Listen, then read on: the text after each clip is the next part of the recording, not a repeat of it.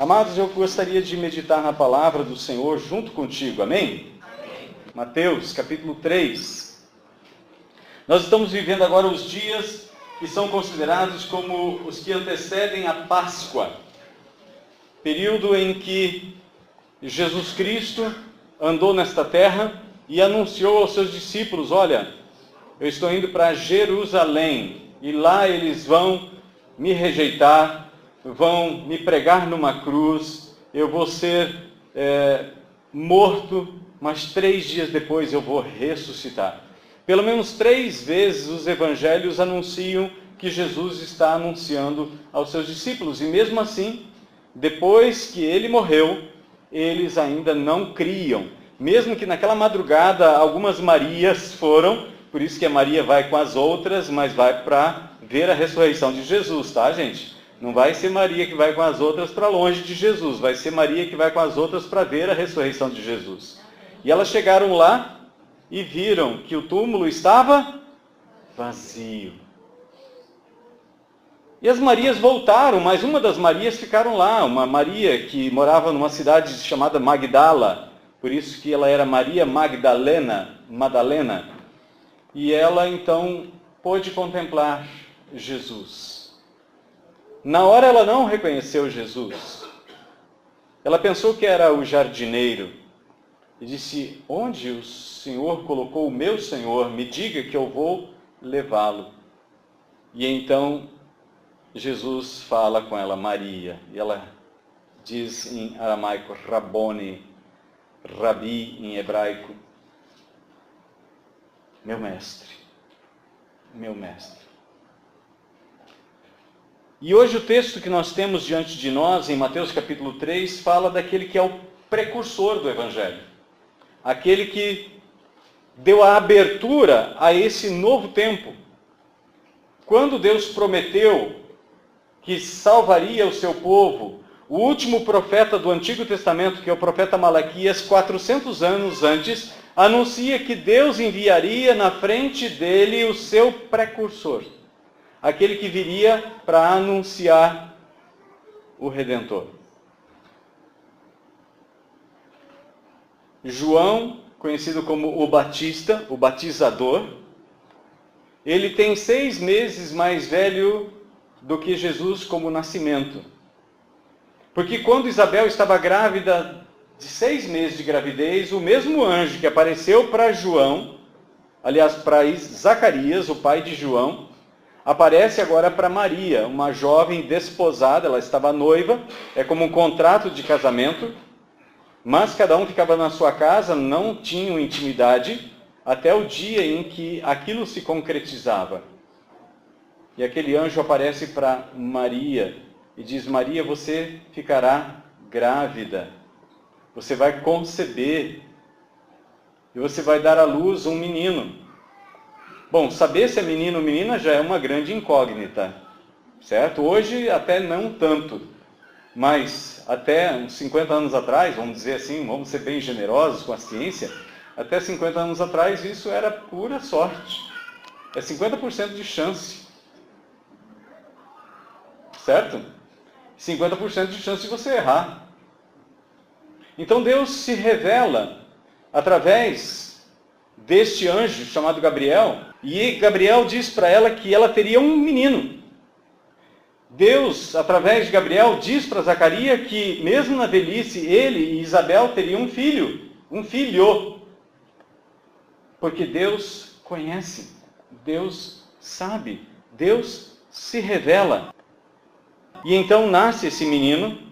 Maria foi para ajudar Isabel, ficou 3 meses lá. Depois que o anjo Gabriel fala com ela, ela vai para aquela vila onde Zacarias e Isabel estavam morando, e lá ela ajuda Isabel, porque ela fica 3 meses lá. Para mim, na minha conta, 6 mais 3 dá 9 meses.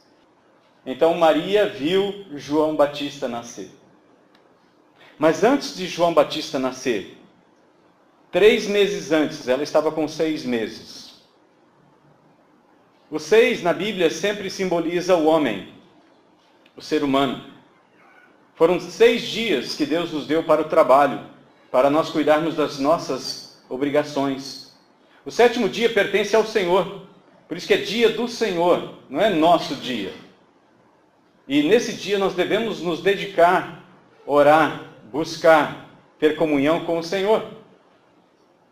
Há poucos dias atrás nós tivemos aqui um casamento duplo de haitianos e havia aqui então muitos haitianos, amigos nossos ali de estação. E eu falei sobre o primeiro milagre de Jesus que está no Evangelho de João, não João Batista, porque João Batista não escreveu nenhum livro que nós tenhamos conhecimento. Mas ele fala que havia naquela casa onde havia festa de casamento 6 talhas de pedra. E nós falamos sobre o número 6, que simboliza o homem. Aliás, no livro de Apocalipse, no capítulo 13, quando Deus fala a respeito do iníquo, do anticristo, ele identifica ele com o homem 3 vezes, 666. É o homem querendo ser Deus. O número 3 simboliza a Trindade, o Pai, o Filho e o Espírito Santo.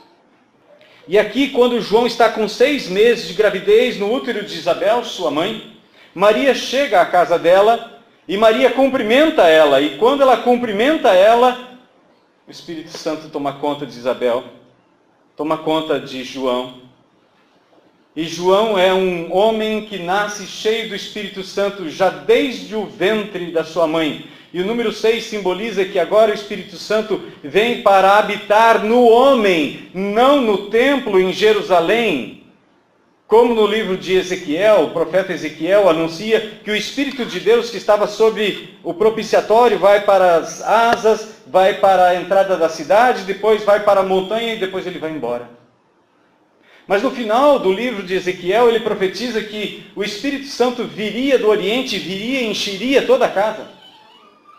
Assim como quando Salomão consagrou aquele templo a Deus, a presença do Espírito Santo era tão perfeita e completa naquele lugar, que eles tiveram que sair de dentro do templo, porque eles não podiam mais ministrar, nem fazer sacrifícios, porque eles não enxergavam mais nada. A glória de Deus estava naquele lugar. Mais ou menos como quando os 3 discípulos, Pedro, Tiago e João, no mesmo livro de Mateus, no capítulo 17, sobem o monte, e lá no monte Jesus é transfigurado na presença deles, e de repente uma luminosidade, uma nuvem de luz envolve eles, e Pedro diz: Mestre, é bom estar aqui, que coisa maravilhosa. Vamos fazer 3 tendas, vamos ficar aqui para sempre. E Jesus diz: não, lá embaixo é que precisam de nós. E lá embaixo eles descem, tem um menino em possesso de um demônio, que os discípulos não conseguiram expulsar. E Jesus então diz: até quando eu vou ter que suportar vocês? Essa incredulidade de vocês, essa limitação de vocês. E quando Jesus fala sobre João Batista, nesse mesmo evangelho de Mateus, no capítulo 11, no verso 11, se você tiver com a sua Bíblia em Mateus capítulo 3, vai para o capítulo 11. No verso 11 ele diz: em verdade vos digo que entre os nascidos de mulher não surgiu outro maior que João Batista, mas o menor no reino do céu é maior do que ele. Debaixo dessa palavra, nós voltamos lá para o capítulo 3 de Mateus e nós queremos orar. Querido Deus, nós oramos agora agradecidos por esta palavra, por este homem tão precioso que é João, conhecido como Batista, por causa da sua prática de obediência e submissão ao chamado do Senhor, a fim de que batizasse aqueles que crescem e se arrependessem dos seus pecados. Hoje estamos diante dessa palavra que testemunha a respeito de João, que no Rio Jordão batizou o próprio Senhor Jesus. Senhor, venha a nosso coração agora também, ministra-nos, Senhor, para que possamos absorver o ensino da Tua palavra, porque sabemos que nenhuma palavra da Escritura volta para o Senhor vazia, mas produz aquilo para o qual o Senhor a enviou, e nenhuma palavra está escrita na Escritura apenas para preencher páginas, mas essa palavra é viva e que ela se torne vida também no coração daqueles que ouvem nesta noite. É o que nós pedimos, Pai, no nome precioso do Cordeiro do Senhor, Jesus Cristo, nosso Senhor e Salvador. Amém. Amém. Há um tempo atrás eu lia, e pela faculdade a gente vai lendo muitos autores, muitos escritores, e muitos apontavam para João como o último dos profetas do Antigo Testamento. E uma informação passada, a gente acaba absorvendo aquilo como verdadeira. Mas quem disse que João, conhecido como o Batista, é o último profeta do Antigo Testamento? Um homem, não a Bíblia. E de repente as pessoas começam a tomar a palavra de uma pessoa como verdadeira e vinda de Deus, quando a Escritura não está falando isso. Então nós vamos ler aqui do capítulo 3, verso 1 a 12, depois nós vamos ver um outro texto, e na medida do possível eu gostaria de não me alongar mais do que o necessário, mas gostaria que você me acompanhasse. Estamos juntos? Então diz o texto seguinte, no capítulo 3 de Mateus, verso 1.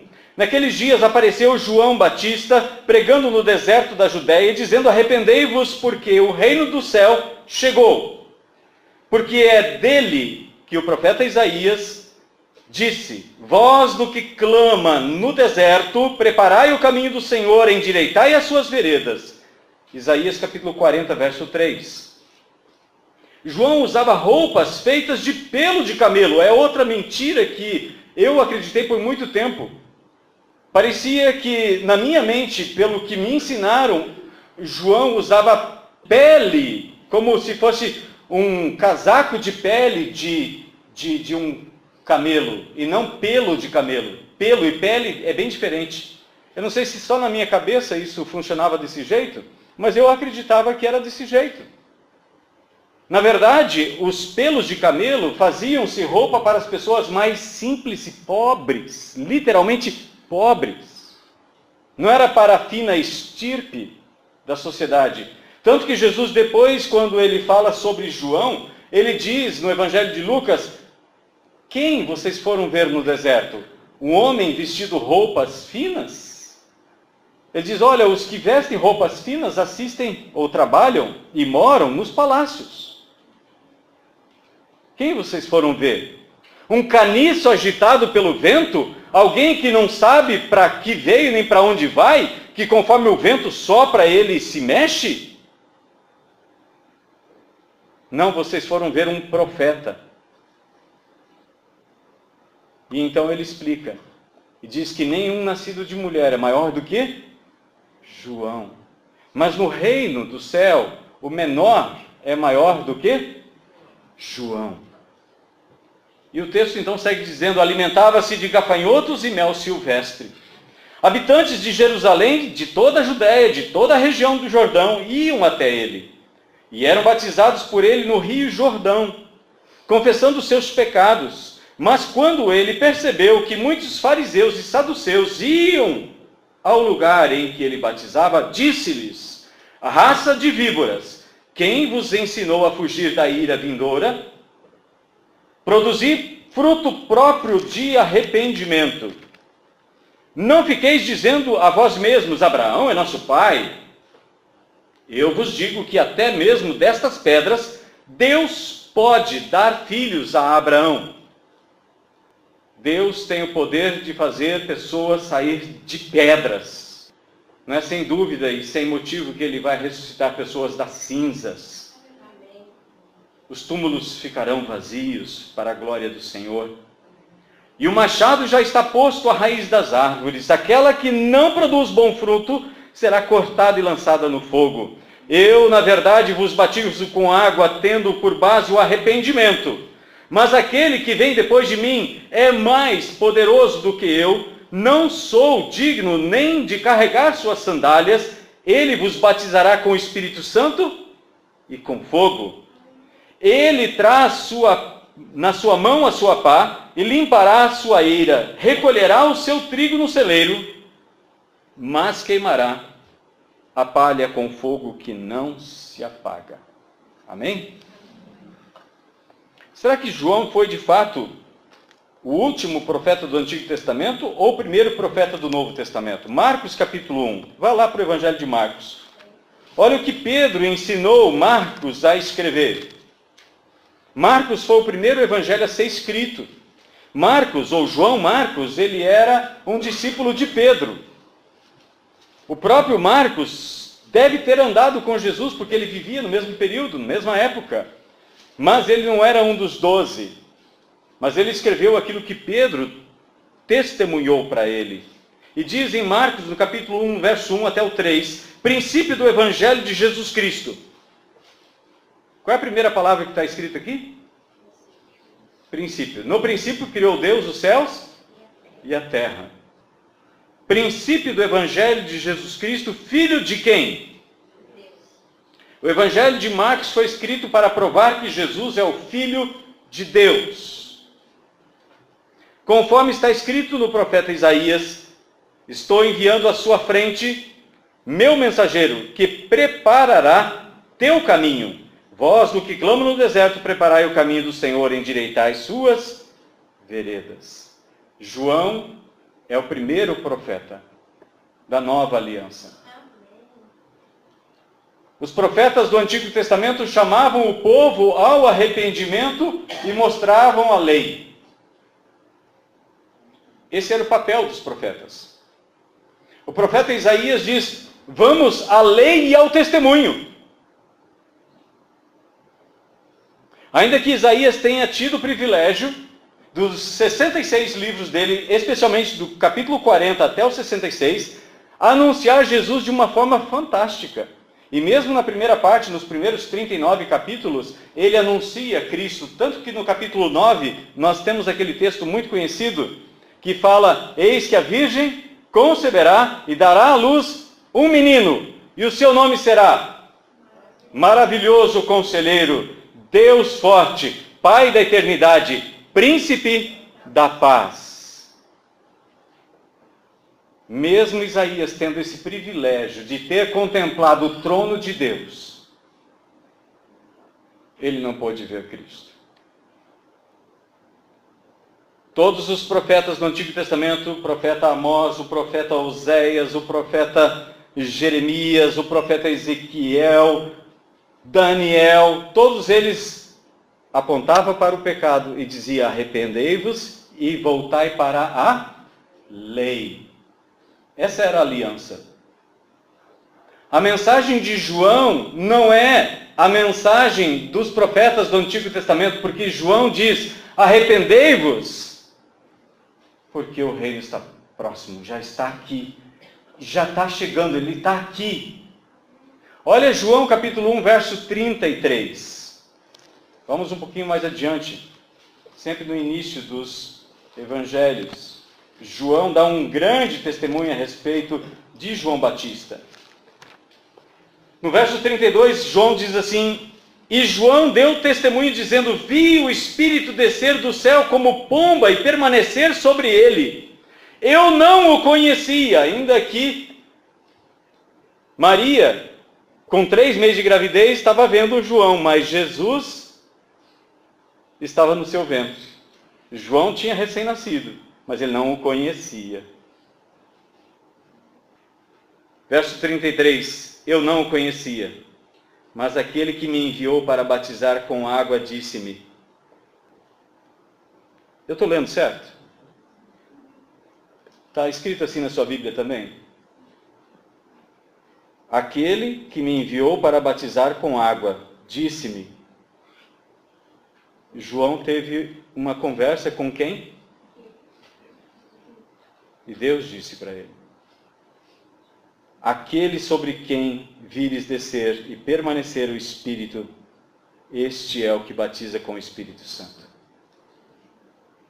Quem batiza com o Espírito Santo não é o pastor. Quem batiza com o Espírito Santo não é João Batista. Quem batiza com o Espírito Santo não é o bispo, não é o arcebispo, nem o cardeal. É muito sério isso. É muito sério. João não é o último profeta do Antigo Testamento. João disse: arrependei-vos, porque o reino está aqui. Ele chegou. Depois de mim vem aquele que é mais poderoso do que eu. Eu batizo vocês com água. E hoje o Pedro Henrique foi batizado com água. Mas depois de mim vem aquele que é antes de mim. Vocês estão em 1 João capítulo 1 aí ainda? Amém? Olha o versículo 15. O que diz? João testemunhou a respeito dele, exclamando: é sobre este que eu falei. Aquele que vem depois de mim está acima de mim, pois já existia antes de mim. Espera aí, Jesus não é 6 meses mais novo que João? E como é que João diz que ele já existia antes dele? Verso 30. É sobre este que eu falei. Depois de mim vem um homem que está acima de mim, porque já existia antes de mim.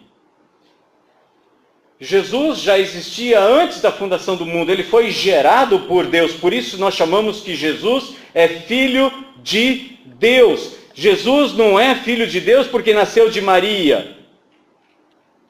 Ele já é filho de Deus desde a eternidade.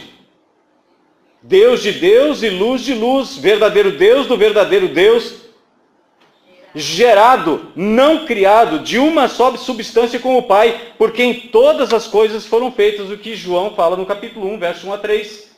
No princípio era o Verbo estava com Deus e o Verbo era Deus. Tudo que foi feito por meio dele, e sem ele nada do que foi feito se fez.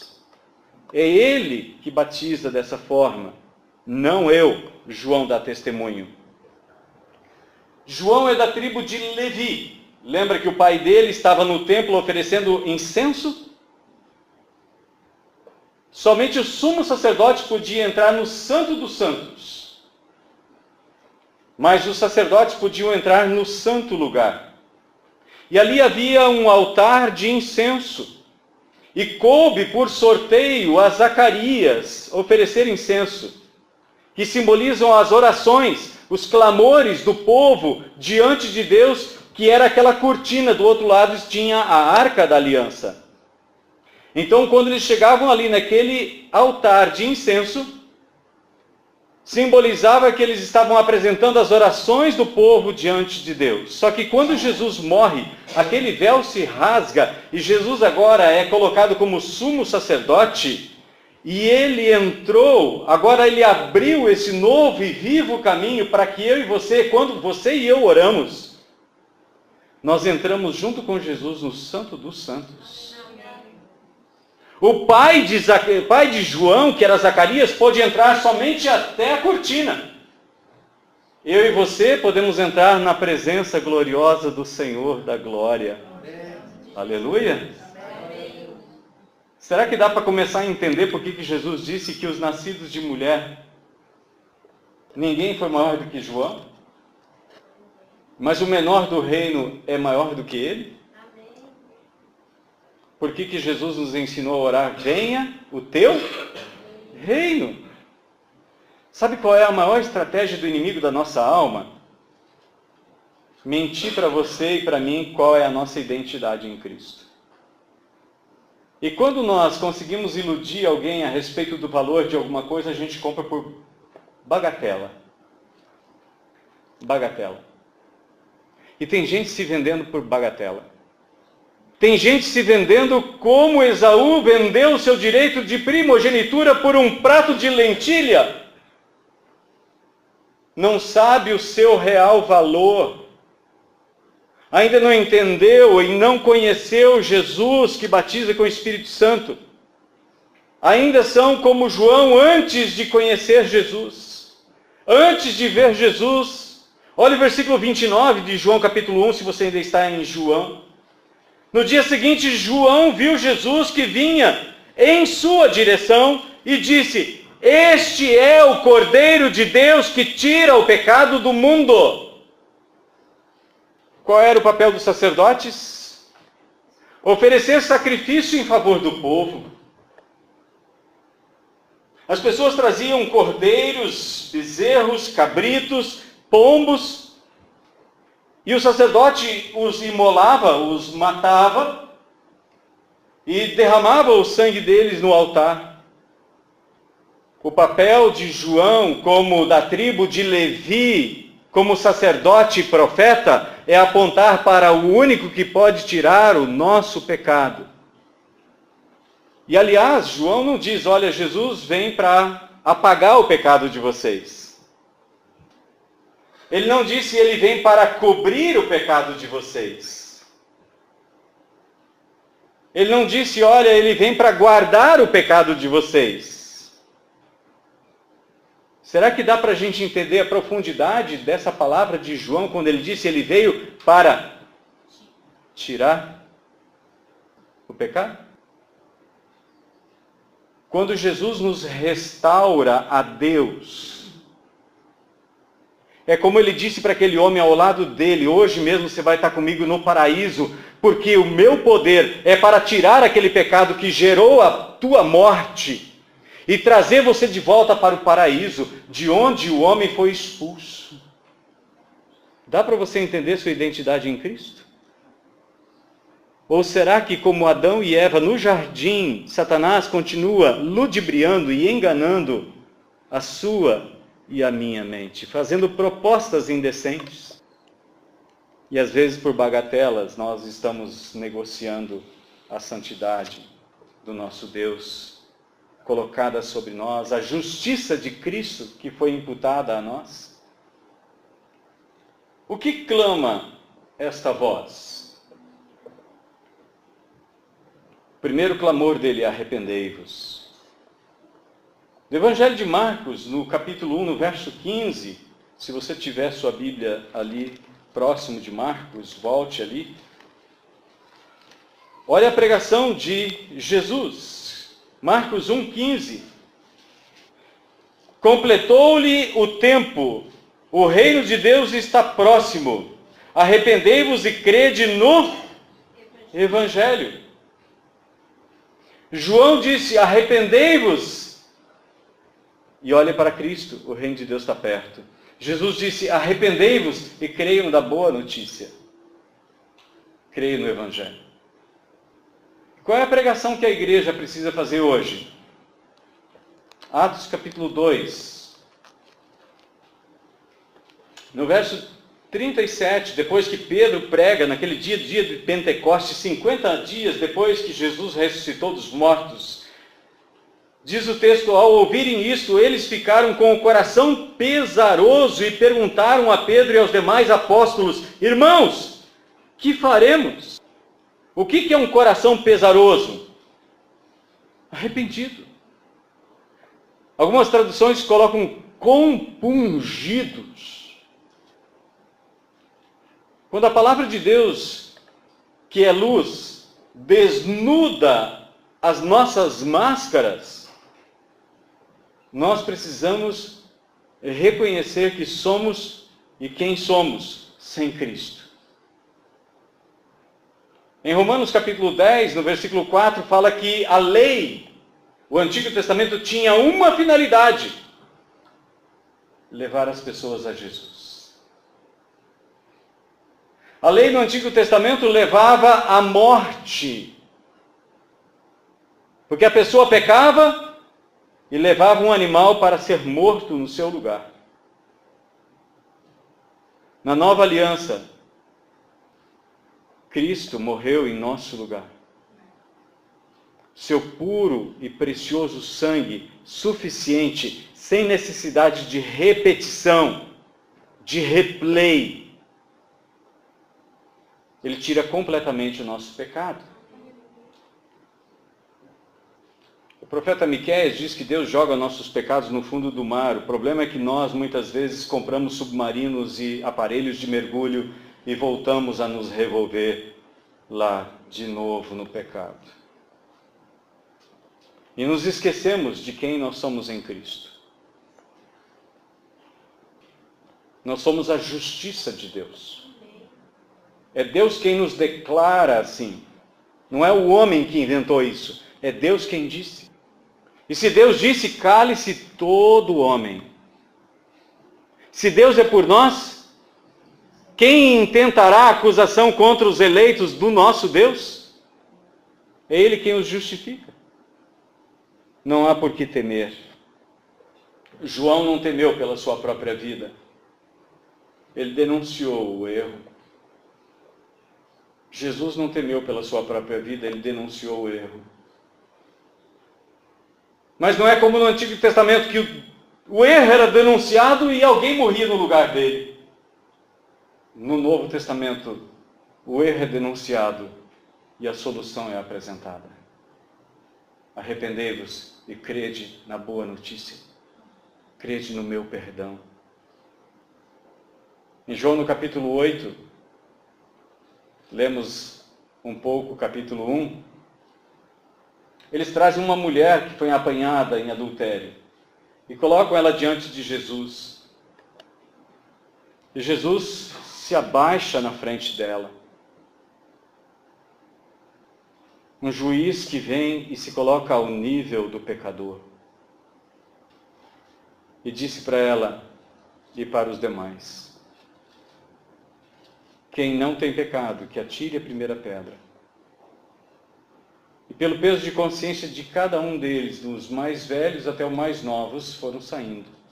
E Jesus disse, depois de se abaixar de novo, e todos foram embora, ele disse: mulher, onde estão os teus acusadores?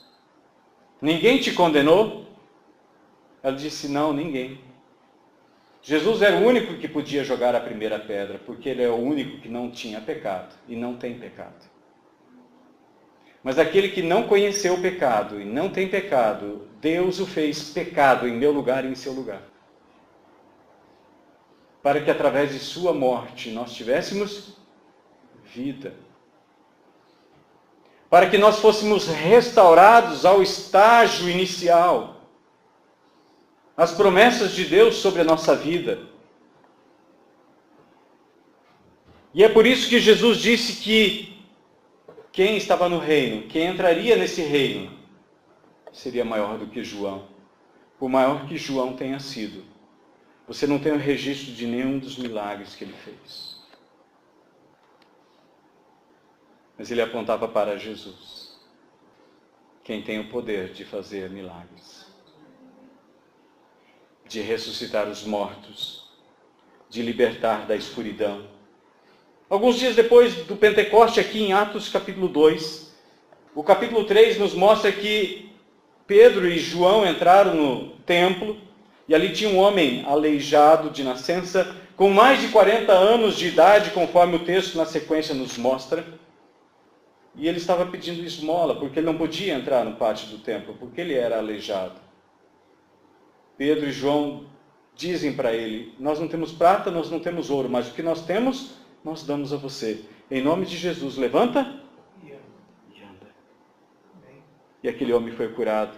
E as pessoas começaram a olhar para Pedro e João e eles disseram: por que vocês estão olhando para nós como se nós, pela nossa própria piedade, nossa religiosidade, nossa capacidade, tivéssemos feito esse homem andar? Foi em nome de Jesus de Nazaré que vocês rejeitaram publicamente, gritando: crucifica-o. Em nome dele, este homem está curado.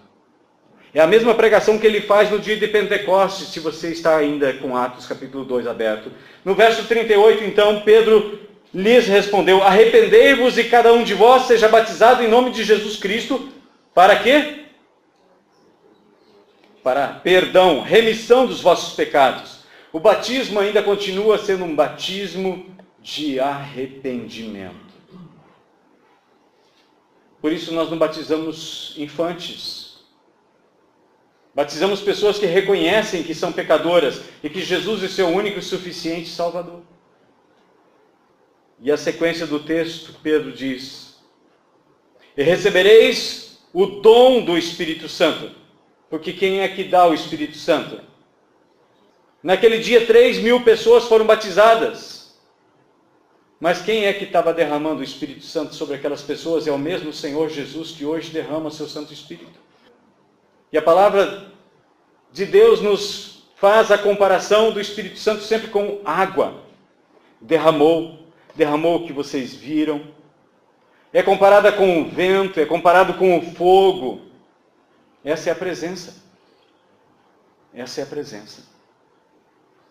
E ele segue dizendo: porque a promessa é para vós, para os apóstolos, e depois do ano 100, que eu estou pregando aqui, tudo vai ser recolhido para o céu, e não haverá mais nenhum milagre, nenhuma cura, Não haverão mais pessoas batizadas com o Espírito Santo, porque já completou, a Bíblia está completa, então não precisa mais disso.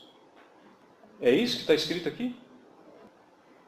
A promessa do Espírito Santo é para vós, vossos filhos, e para metade das pessoas que Deus chamar, que ainda estão longe. É para todos.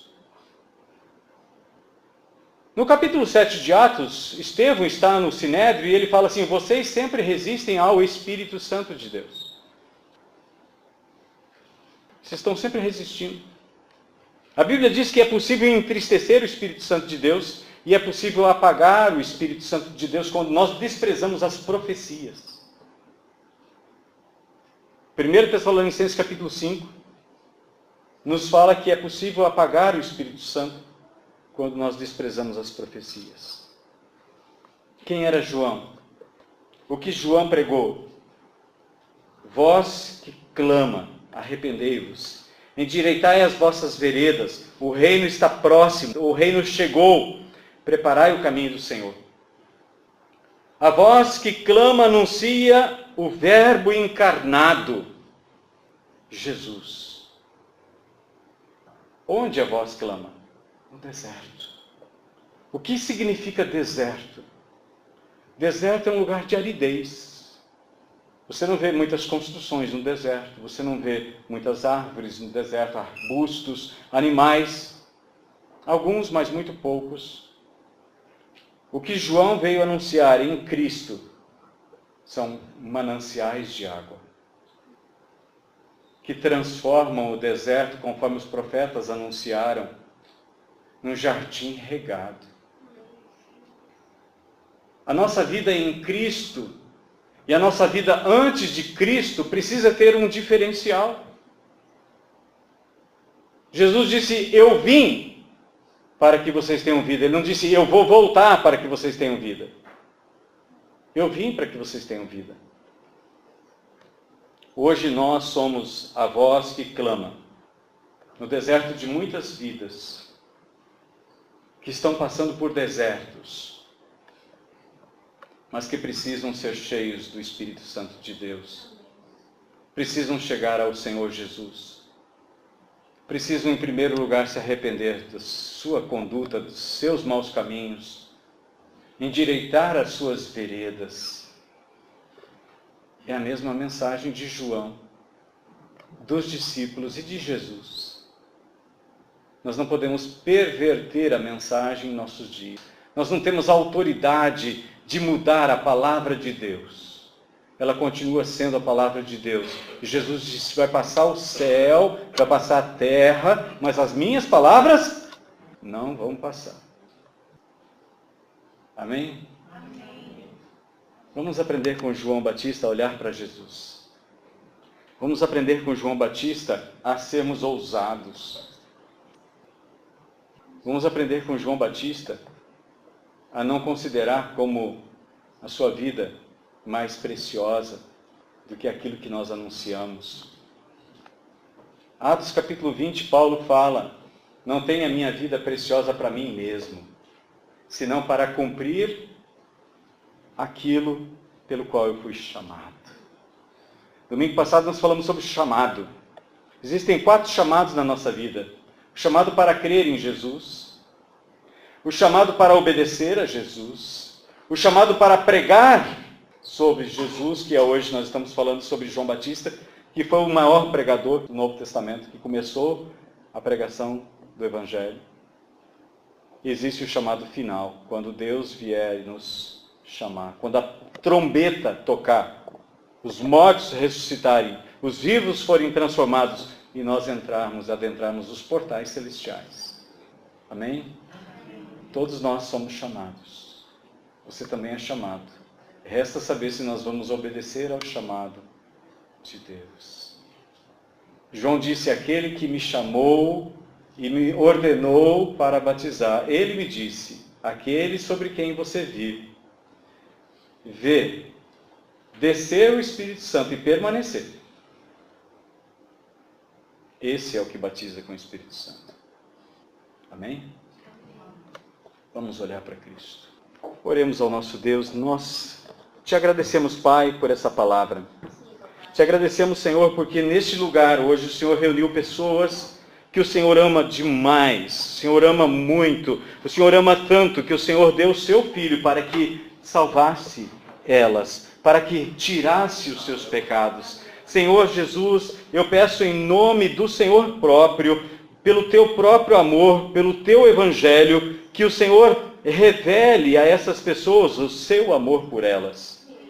Movidos por este amor, Senhor Jesus, como Paulo diz que esse amor nos constrange, elas possam resistir a todas as tentações, a todos os desafios, a todas as mentiras que o inimigo das nossas almas tem lançado na face do teu povo. Que nós possamos resistir em nome do Senhor Jesus.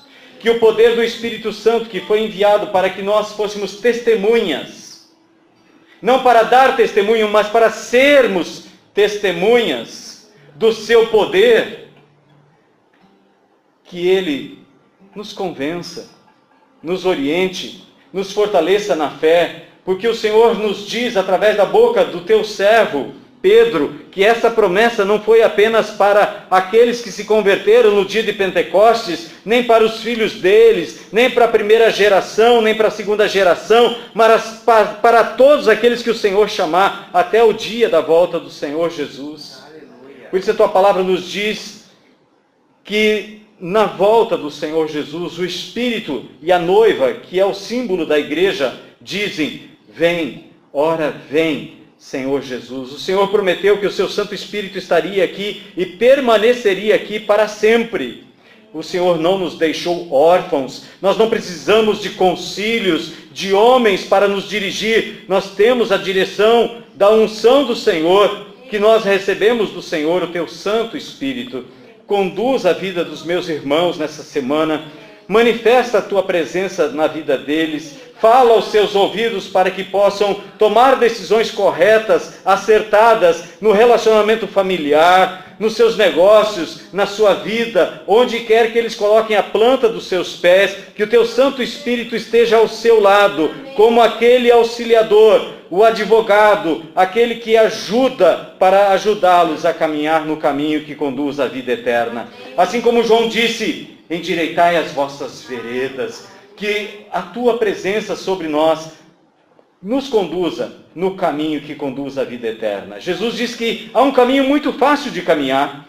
Ele é um caminho de religiosidade muito fácil, mas conduz à morte. Mas há um caminho estreito, que é a tua presença, que nos conduz à vida. Essa porta estreita, que é Jesus, o nosso Senhor e Salvador. Que eles possam ouvir a tua voz, Santo Espírito de Deus, e caminhar em Cristo mais um dia, mais uma semana, em nome de Jesus e para a glória do Pai. Quem crê diz? Amém. Receba em nome de Jesus essa palavra no seu coração. E que ela produza vida, vida e esperança. Amém? Amém.